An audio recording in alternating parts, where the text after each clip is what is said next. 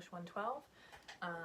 My name is Miss Brewer, and I will be your instructor for the duration of your summer course. I do weekly lecture videos that kind of go over basic information about what we're doing that week. Sometimes I go through PowerPoints for lessons and just kind of get you all the information you need, clarification on assignments and things like that. This semester I'm doing something a little different. I am embedding your attendance assignment in the weekly lecture video. So what that means is you will need to write something, a very brief thing. It is worth a grade, and it is how I keep your attendance. So if you don't complete that particular assignment that week, technically you are not present that week. This is a very quick course because it's a summer course, so it's only 10 weeks. All right, so do be advised that if you miss 2 attendance assignments in a row or 3 altogether, you will be dropped from the course. So super important that you watch these videos. One thing I do want to say is you are not required to watch the video and watch me talk to you in a video. Now sometimes I might flip my camera around to show you something, but you have the ability to have your computer open, be in Moodle, and be reviewing the resources that I am going over in the video. And that's what I suggest you do for the duration of the videos. The videos will be less than 15 minutes long for your lecture, and considering this is a 16-week course being pushed into 10 weeks, that's not too bad, I don't think, for you to spend 10 minutes or 15 minutes with a lecture. So this week I'm going to start just by going through some of the basic information in Moodle. So pause me, open up Moodle, make sure you're in our course, and I'm going to go through the page and talk about what you're doing this week. So I just want to start with my basic contact information. So you can contact me via phone, you can contact me via email, and that's always the best. I also am offering virtual office hours, so you'll be able to log in through Blackboard or through a provided link, and I'll be available for you for 5 hours a week live. So if you have any questions, you can just pop in, ask a question, pop back out. You don't have to sit there with me the whole time. Okay, so I just want to go through some basic information. If you look at course information, you'll see our syllabus. I'm not going to go through the whole syllabus with you. You have the ability to read, obviously. I just want to make sure you're aware of a couple of things. My contact information is here if you have any questions. My Google Voice number is in the syllabus, and I'll put that in Moodle as well, because we will not be physically in our offices due to the COVID-19 pandemic. We're all working from home. So I'm here in my office now, but not guaranteed to be. I will only come once a week, if that. So if you do need to call, you call that Google Voice number and it'll go to my cell phone. I will not answer it. I'm just letting you know you need to leave a message because I don't answer phone numbers I don't know. Okay. The chair of our department is Ashley Keffer, so if you have any concerns, you can always, talk to me about it, and if you don't like my answer, you can talk to her. You do need to talk to me first, though.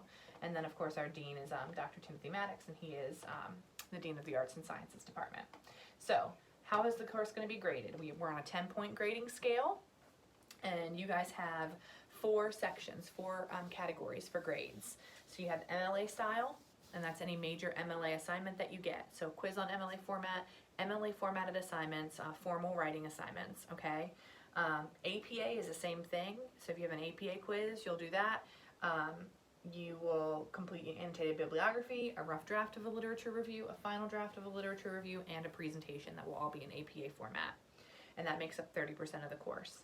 Anything else in the course is going to be under coursework, whether it's a random quiz or discussion forums, your attendance assignments, any informal writing, tests that don't pertain to MLA or APA. We don't have any this summer on that. That would be like if we were all reading something and I was testing you on it. And then, of course, your final exam. Final exam is worth 10% of the course. So hopefully that can make a difference in your grade for you, okay? So course policies, just kind of go through these. When you get in touch with me, please utilize this format. Please utilize this format in your any kind of contact that you have for me, okay? And here is your attendance assignment for this week. So your attendance assignment for this week is I want you to write me a basic email in the proper format from our syllabus in the journal. So all you need to do is use my salutation, write in here, and then just, if you have a question about the course, great, ask it then, okay? But in that attendance assignment, this is what I want you to do. Just write, what is our format for an email to contact me, okay? There you go. So make sure you do utilize this particular format. I may not respond if you don't, so do that, okay? I do want to just make you aware of, in bold at the bottom here, it does say that the communication takes place in this course between me and the student. So while you may have a FERPA form on file, I will communicate with you, the student. So just be aware that if your parents have questions, you need to be the one emailing me and contacting me.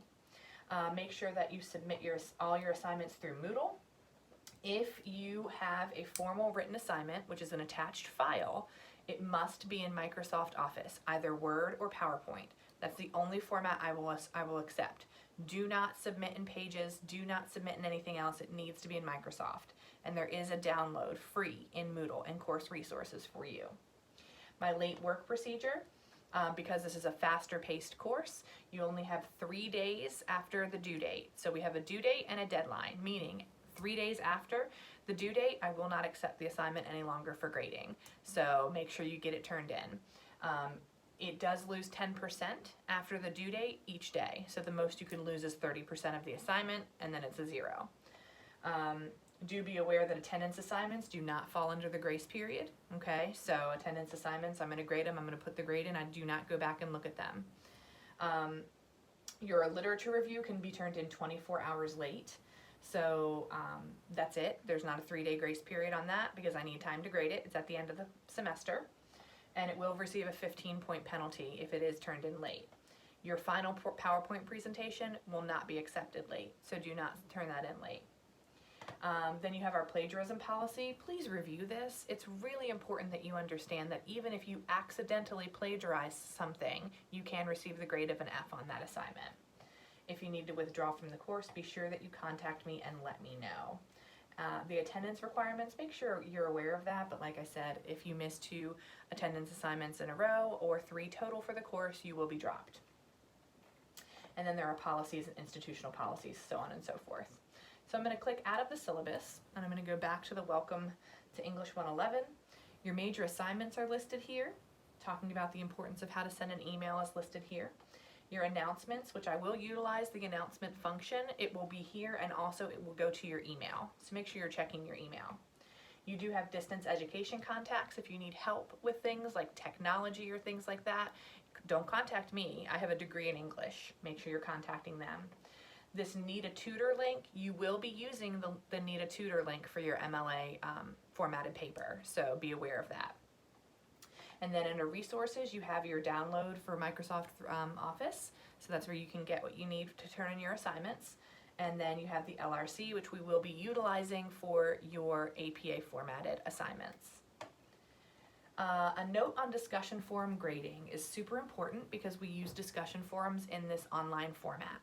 So please be aware that you will be graded and your discussion posts, because it's a shortened course, are worth 100 points each, okay? There's only 4 of them, I think, throughout the semester. So make sure that you fully answer all parts of the question. Make sure that you do use the text that we are reading and you quote it in your initial responses. Make sure that you reach the word count, okay? The word count minimum is there for a reason. It is a minimum, so make sure you're at least meeting the minimum. In your if you have more to say, it's fine, but just make sure you're reaching that kind of minimum response. When you do your peer response, it must be a substantive response. What that means is you need to add something to their post. Ask a question, give a different perspective, give additional examples, further the discussion in some way. What you will not do in your responses to peer is say, "That's a really great response. I think you're right, the sky is blue, and I agree with you that there are different shades of blue at different times of day." That is not a good response, okay? So make sure when you're doing your peer responses, you are responding and furthering the discussion, okay? It's a shorter piece of writing than your initial reply, but it's just as important. And then for the grading, I make sure to fix this. If it's 100 points, which all of yours are, your initial response is 50 points, and then each peer response is worth 25. Okay, so let's go back into your enrollment procedure. Hopefully you've already taken care of your enrollment assignment. If you have not, get out of this video, go back and do the enrollment assignment, because your other assignments for this week do not open up until that is complete. If you don't complete your enrollment assignment by May 21st, you're dropped from the course. So super important that you do that. Okay, go into week 1 and you'll see what we're going to be doing this week.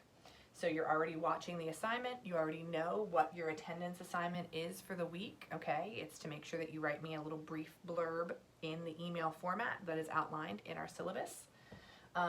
You guys are going to participate in the introductory discussion forum. This forum is not graded, okay, but it is imperative that you do it. And then you're going to watch the YouTube video, Why Poetry Doesn't Suck, which is a pretty fun video to introduce us to poetry.